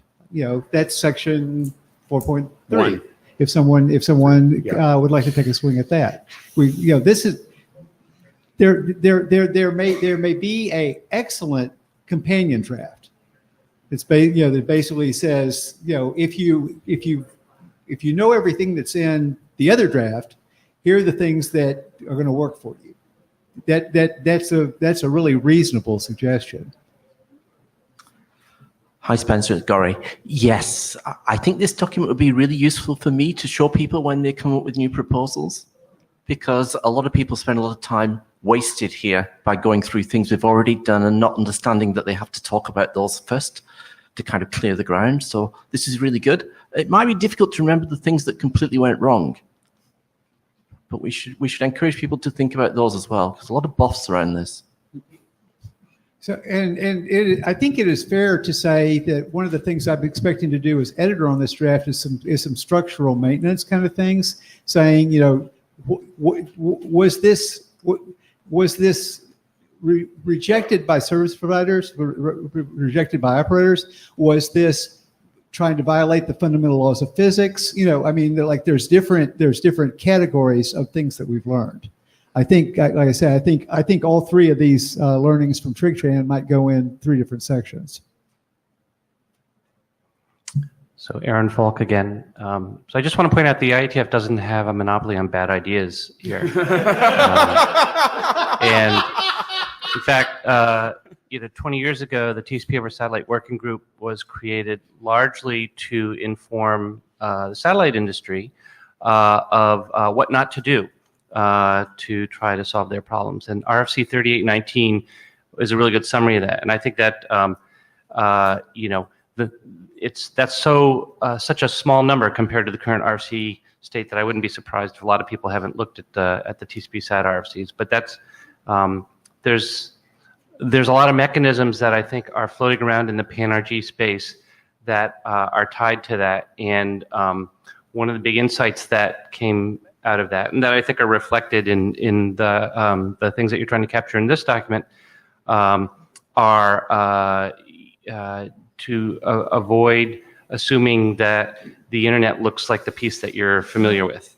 And that's a frequent fallacy. People come in, they try to solve a local problem using IETF protocols, and they forget that the internet's actually really different in lots of different places. Cool. And thank you for the observation about TCP SAT, Aaron. And if that sounded at all intriguing, watch for the announcement of a mailing list within the next week on something kind of interesting. Any other comments? Thank you very much, Spencer. All right, I'm going to set myself up. It is always a pleasure. Full screen.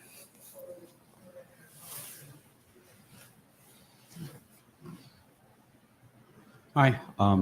Oh, this is an edible mic. Okay.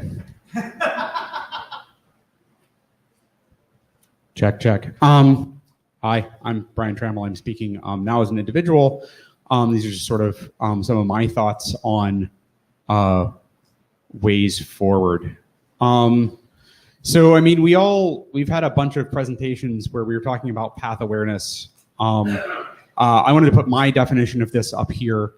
That's sort of the science fiction, far future IRTF sort of way of looking at this. And I would say that an internet working architecture, a way of building together networks out of a stack of protocols, is path aware if the network explicitly exposes information about the paths to the endpoints and allows endpoints to have control over the paths over which their traffic will be sent. This is the best definition I could come up with. There are many other definitions, all of which I think capture some part of this, where we're talking about getting information out of the network so that you can do things, so that you can schedule which packets are going to get sent where. That's why this research group has a large overlap in the transport area.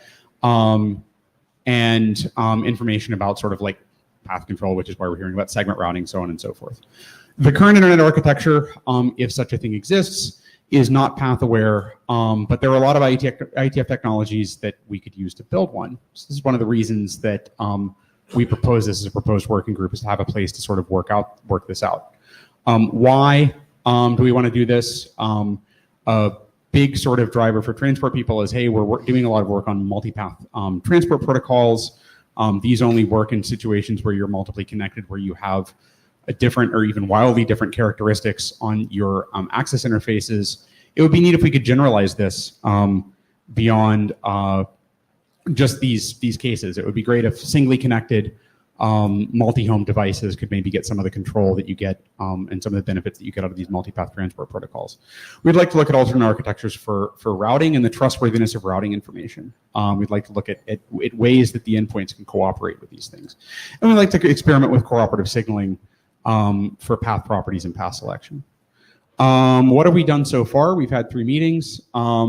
We have this vision of endpoint participation in network paths. We have a set of open research questions, which I brought into the Singapore meeting. We had some good discussion on those, and there's a new version of these we'll go over in a second.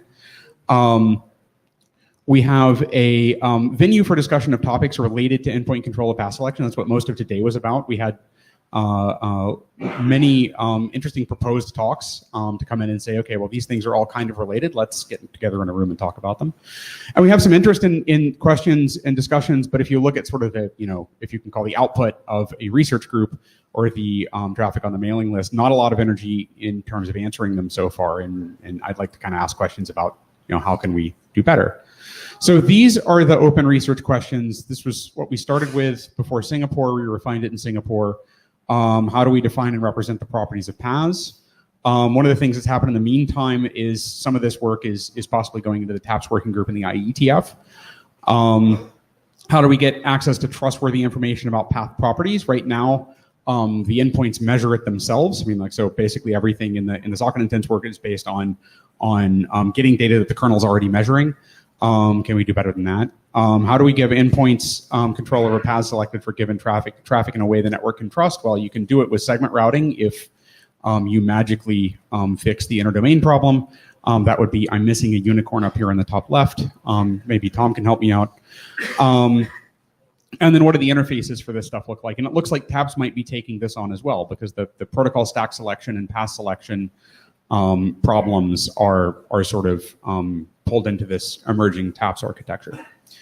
Looking down the path of the science fiction road, once you have ubiquitous path awareness, you don't necessarily want the applications to do all the heavy lifting of figuring out what goes on which path. You'd like to design transport protocols that can do this. We had a talk about this in Singapore. This one actually came from Singapore. When we talk about, or when I talk about path awareness coming from sort of like my research background, I think very much of endpoint, network, endpoint, and it's the endpoints, and the endpoints are running the applications. But it turns out that actually a lot of these topics come up in managing networks that you're building out of tunnels and overlays, and there's an opportunity, I think, for interchange. How does this vocabulary, how do these interfaces change when you're implementing this from gateway to gateway as opposed to endpoint to endpoint? And then there are sort of the big like layer 8, layer 9 questions. If you start giving the endpoints control over where their traffic goes, now you have a control loop at the ends and a control loop in the middle. You don't necessarily want to sort of cross-drive what the endpoints are saying and what BGP is telling the network where the traffic should go. So that's open and researchy. And then there's the architectural question of that I think is going to show up again and again and again in. I thought it was going to be called Draft Dawkins PANRG Don't Do This, but what not to do is also good. Is that, okay, well, we built a thing and there were no incentives for anybody to deploy it, so nothing happened. I think there's a continuum here, and when we started this research group, we thought we were talking, or I thought we were talking about this: full network support for path properties, endpoint determined interdomain routing, blue skies and unicorns for all. Where we started is here. What's a path, right? And one of the the interesting things about like looking at the presentations we've had over the past 3 meetings is there's a continuum here, and there's actually a lot of stuff, a lot of which is already there, right? Like so, any transport protocol or transport overlay that's doing in-transport measurement of what's going on a single path and might remember it is inherently path aware. So socket intents is a little farther down that path. But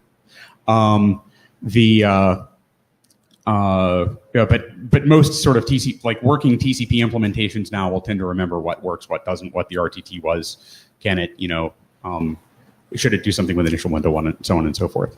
There's the PVD work, which gives you local link path properties explicitly. That also exists. And that's also a little bit farther along this continuum. Multi-path transport protocols exist. Application access to path properties, we're not quite there yet. But application access to path properties, that's how socket intents works, right? I mean, it actually goes in and it asks the kernel, and the kernel gives it information about what's going on, and then yeah, exactly, right. It's a little hand-wavy. And then local network path control. Well, you can do that with segment routing in a situation where you already have information about what each segment means. But I mean, like all of these things are sort of there, and they're all sort of along this continuum. And I think that we could have a very productive research group if we focus on sort of over here and moving up here. I don't think we need to really go all the way down into the bright, shiny unicorn science fiction future. But we should keep it in mind. So that's just my sort of thought. So from that, what next? Everybody who raised their hands because they want to keep speaking at the mic should talk to Spencer. Please contribute to draft documents, PANRG, what not to do. When we're looking at the space of technologies and questions to tackle, I think another session or two like this, which is really just sort of solicited talks. Hey, come and if you have something that looks like it fits in this space, hey, let's all talk about it together and discuss. I think that could be useful. With respect to moving forward as a research group, if what we're going to do is write documents, maybe we can do that. We also don't have to. How should we increase energy in the research group? Should we focus on a few questions? Should we look at one end of this continuum? Are there other questions to consider? And what I would say, again, as individual is, if people have found the questions doc useful, is that something that we should adopt and publish as the research group?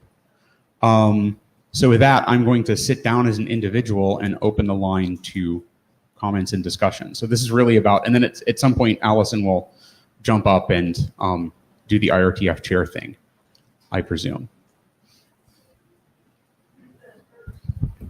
Oh, do you want to do that first? Come on up.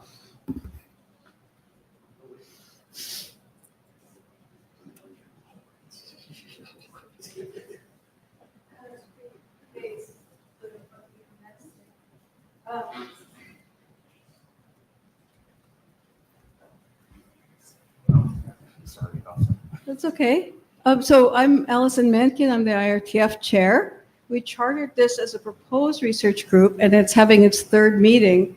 So it's now time to decide, shall we make it a full work research group? And I would like to get the sense of the room that there's commitment and interest to keep working along the lines that are here. And then, then I think you can devise what the plan is. But, a reminder to everybody that I want to make sure that these are good uses of people's time and that we get good results out of these research groups that can lend themselves towards, more enlightenment or, potentially IETF engineering protocols as well. So, can we? I think we'll just do a hum. Could you hum now if you believe that this research group should transition from proposed to full status?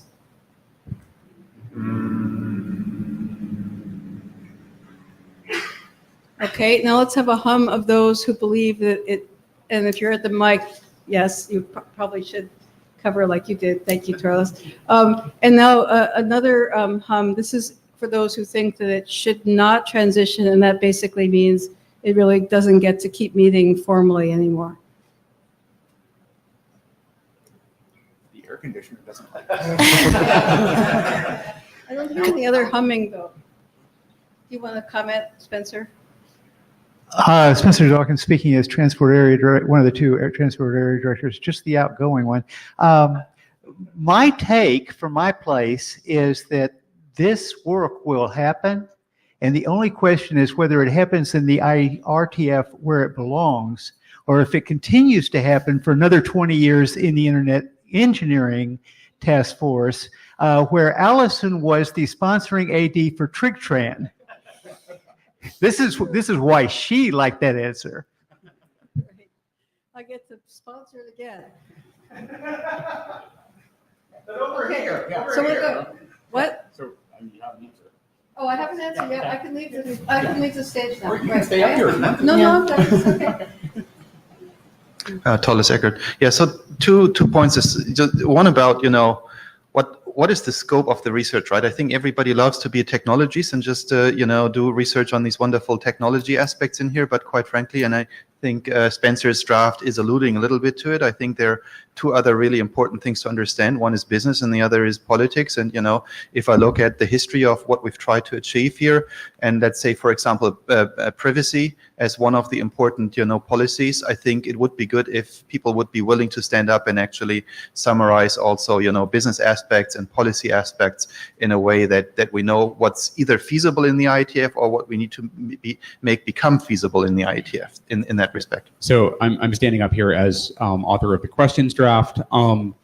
This is kind of what I was trying to capture with these last two questions here. If there are other aspects of those questions that we should address, please send a line to the list or a PR on the draft.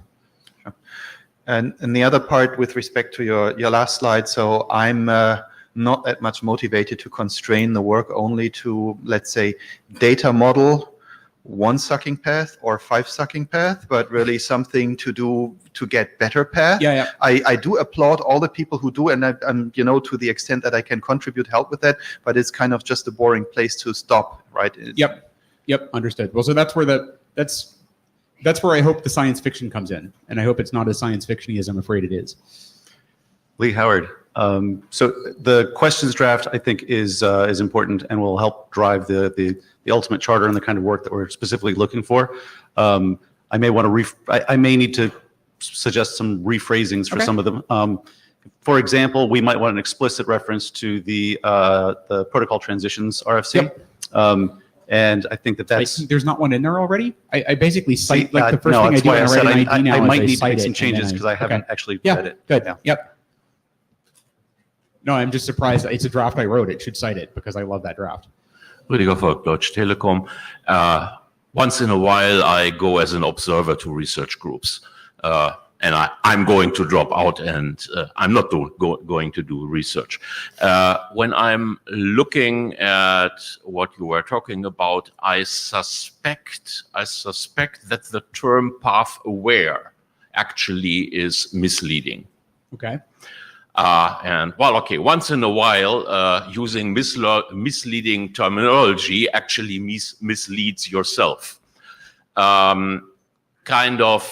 Your slide was saying, yes, the question that you were asking was, what is a path? And I would question whether applications actually really want to know every detail of paths.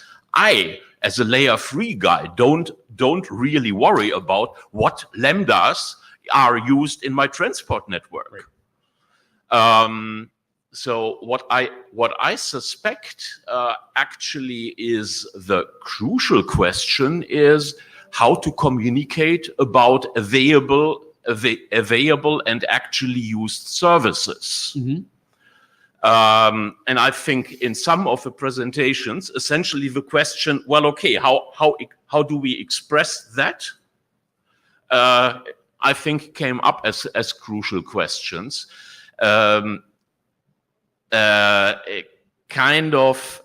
Yes, if you invent a rich repertoire of describing services that may even include the lambdas used in the transport,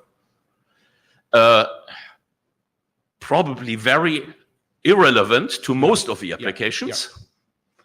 But kind of starting with that kind of question and terminology, I think the chances of getting results that actually can turn over into something that is useful in business and in engineering, I think would get better. Okay. People who are told, well, okay, we are looking into the paths and make the applications network aware, that's not really what the world is asking for. In certain cases, maybe someone is interested whether a packet goes down south over the border from Canada and back. Yeah. And those are relevant concerns, but that's not really the crucial set of problems. Thanks.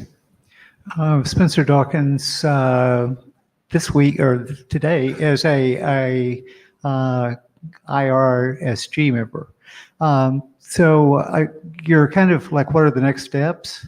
And I'm thinking next steps kinds of things might be to encourage people to, especially people from the IETF, to take a look at, I guess it's RFC 7418, which is basically, here's, if you're an IETF person, here's what's different in the IRTF, and here are the advantages of being in the IRTF. Here are the tools that you have in the IRTF that you don't have in the IETF, because the ISG is supposed to keep you from using them. I can say that. I wrote that document. But so for example, building community, increasing the connection with this community with people outside the current research group is, that's a thing. So I don't know if there is a right place for this research group to meet that's not co-located with an IETF, but you can do that if there is. So like I said, I'd like you to encourage people to kind of think big about that. If you and Allison and Jen decided that this was to this point, suggesting that the IEB sponsor a workshop to also bring in other people that might not be at a research conference. That's also a tool that you've got. So I would encourage people in here to think big and not think about how to do trig-tran, but this time we're going to get it right. So yeah, I mean, from what Rüdiger said, I think it would be good to have, for all the drafts, some kind of self-classification where they think they fit into the spectrum, right? In terms of, this is a cool idea, which we haven't even figured out, really kind of, base research type of thing in one of the other aspects.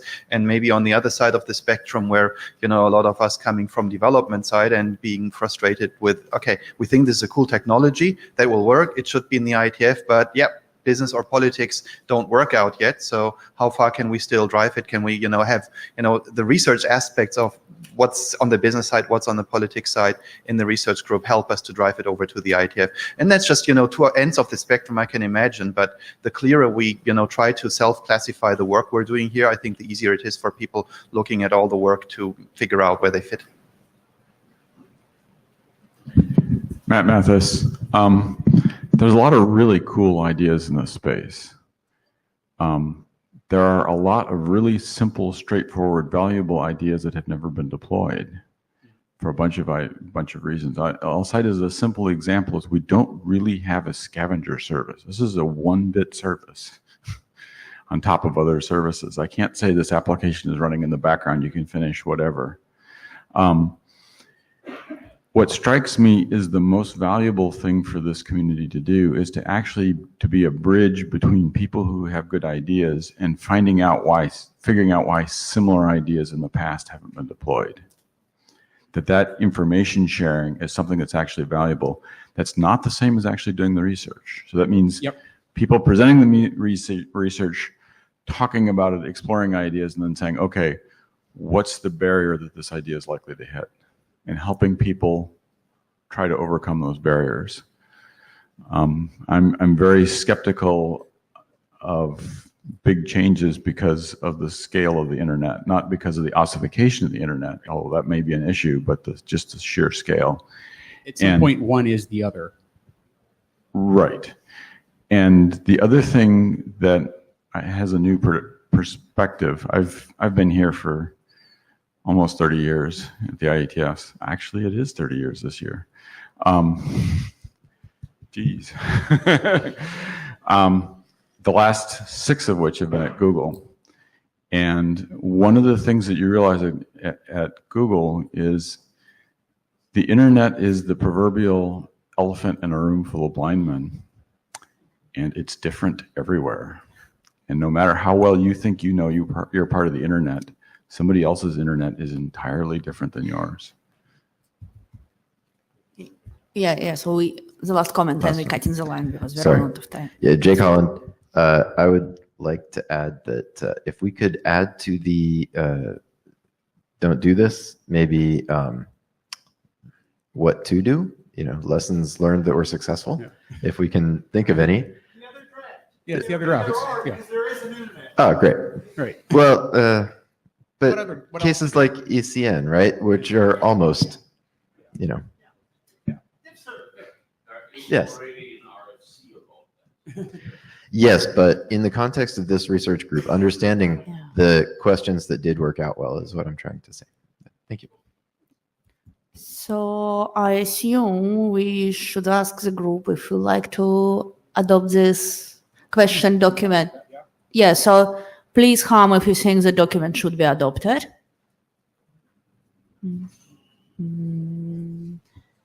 Okay. Please hum if you do not think it should be adopted. Okay, air conditioner still does not like you, Brian, but I still listen clear. Okay, thank you. And wait, before you leave, please raise your hand and freeze if you have not signed the blue sheet. Okay, cool. I'll come to you in a second because I do not want people sitting on the floor next time. I want to have a bigger room for this. Thank you very much and see you in Montreal.